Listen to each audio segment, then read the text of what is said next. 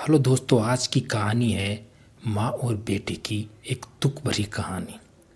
कल रात एक ऐसी घटना हुई जिसने मेरी जिंदगी के कई पहलुओं को छू लिया। करीब 8 बजे होंगे, शाम को मोबाइल बजा। उठाया तो उधर से रोने की आवाज़। मैंने शांत करवाया और पूछा कि भाभी जी आखिर हुआ क्या। उधर से आवाज़ आई, आप कहाँ हैं और कितनी देर में आ सकते हैं। मैंने कहा, आप परेशानी बताइए। और भाई साहब कहाँ हैं, माताजी किधर हैं, आखिर हुआ क्या। उधर से केवल एक रट कि आप आ जाइए। मैंने आश्वासन दिया कि कम से कम 1 घंटा पहुंचने में लगेगा। जैसे तैसे पूरी घबराहट में पहुंचा। देखा तो भाई साहब, हमारे मित्र जो जज हैं, सामने बैठे हुए हैं। भाभी जी रोना चीखना कर रही है। 12 साल का बेटा परेशान है। 9 साल की बेटी भी कुछ नहीं कह पा रही है। मैंने भाई साहब से पूछा कि आखिर बात क्या है। भाई साहब कोई जवाब नहीं दे रहे थे।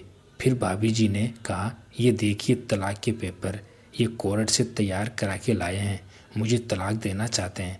मैंने पूछा, ये कैसे हो सकता है, इतनी अच्छी फैमिली है, 2 बच्चे हैं, सब कुछ सेटल है। प्रथम दृष्टि में मुझे लगा ये मजाक है, लेकिन मैंने बच्चों से पूछा, दादी किधर है। बच्चों ने बताया कि पापा ने उन्हें 3 दिन पहले नोएडा के वृद्धाश्रम में शिफ्ट कर दिया है। मैंने घर के नौकर से कहा, मुझे और भाई साहब को चाय पिलाओ। कुछ देर में चाय आई। भाई साहब को बहुत कोशिशों की चाय पिलाने की, लेकिन उन्होंने नहीं पी और कुछ ही देर में वो एक मासूम बच्चे की तरह फूट फूट कर रोने लगे। बोले, मैंने 3 दिन से कुछ नहीं खाया। मैं अपनी 60 साल की माँ को कुछ लोगों के हवाले करके आया हूँ। पिछले साल से मेरे घर में उनके लिए इतनी मुसीबतें हो गई कि पत्नी ने कसम खा ली कि मैं माँ जी का ध्यान नहीं रख सकती। ना तो ये उनसे बात करती थी और ना ही मेरे बच्चे बात करते थे।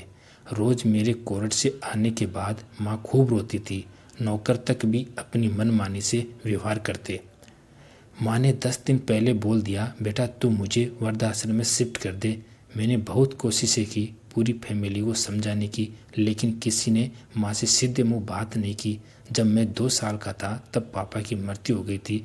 दूसरों के घरों में काम करके मुझे पढ़ाया, मुझे इस काबिल बनाया कि आज मैं जज हूँ। लोग बताते हैं कि माँ कभी दूसरों के घर में काम करते वक्त भी मुझे अकेला नहीं छोड़ती थी।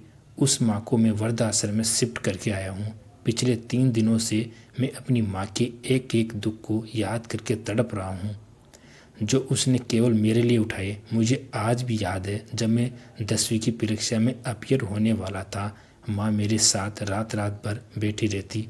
एक बार माँ को बहुत फीवर हुआ। मैं तभी स्कूल से आया था। उसका शरीर बहुत गर्म था, तप रहा था। मैंने कहा, माँ तुझे फीवर है।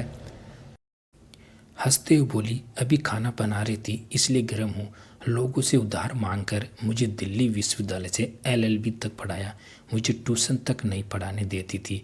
कहते कहते रोने लगी और बोले, जब ऐसी माँ के हम नहीं हो सके तो हम अपनी बीवी और बच्चों के क्या होंगे। हम जिनके शरीर के टुकड़े हैं, आज हम उनको ऐसे लोगों के हवाले कराए हैं जो उनकी आदत, उनकी बीमारी, उनके बारे में कुछ भी नहीं जानते।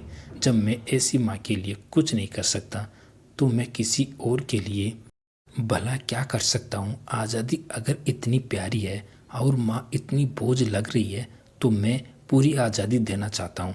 जब मैं बिना बाप के पल गया तो ये बच्चे भी पल जाएंगे, इसलिए मैं तलाक देना चाहता हूँ। सारी प्रॉपर्टी इन लोगों के हवाले करके उसी वृद्धाश्रम में रहूँगा। कम से कम मैं माँ के साथ रह तो सकता हूँ। और अगर इतना सब कुछ करके माँ आश्रम में रहने के लिए मजबूर है तो एक दिन मुझे भी आखिर जाना ही पड़ेगा।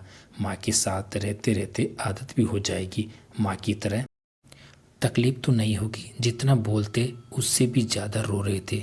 बातें करते करते रात के 12:30 हो गए। मैंने भाभी जी के चेहरों को देखा। उनके भाव भी प्रायश्चित और गलानी से भरे हुए थे। मैंने ड्राइवर से कहा, अभी हम लोग नोएडा जाएंगे, भाभी जी और बच्चे। हम सारे लोग नोएडा पहुँचे। बहुत ज़्यादा रिक्वेस्ट करने पर गेट खुला। भाई साहब ने उस गेट कीपर के पैर पकड़ लिए। बोले, मेरी माँ है, मैं उसको लेने आया हूँ। चौकीदार ने कहा, क्या करते हो साहब। भाई साहब ने कहा, मैं जज हूँ। उस चौकीदार ने कहा, जहाँ सारे सबूत सामने हैं तब तो आप अपनी माँ के साथ न्याय नहीं कर पाए औरों के साथ क्या न्याय करते होंगे साहब। इतना कहकर हम लोगों को वहीं रोककर वह अंदर चला गया। अंदर से एक महिला आई जो वार्डन थी। उसने बड़े कातर शब्दों में कहा, 2 बजे रात को आप लोग ले जाके कहीं मार दोगे तो मैं ईश्वर को क्या जवाब दूंगी। मैंने सिस्टर से कहा, आप विश्वास करिए ये लोग बहुत बड़े प्रायश्चित में जी रहे हैं। अंत में किसी तरह उनके कमरे में ले गई।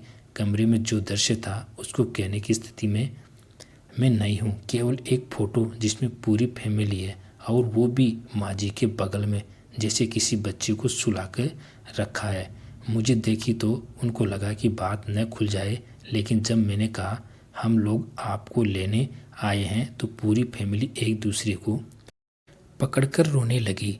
आसपास के कमरों में और भी बुजुर्ग थे। सब लोग जागकर बाहर तक ही आ गए। उनकी भी आंखें नम थी। कुछ समय के बाद चलने की तैयारी हुई। पूरे आश्रम के लोग बाहर तक आए।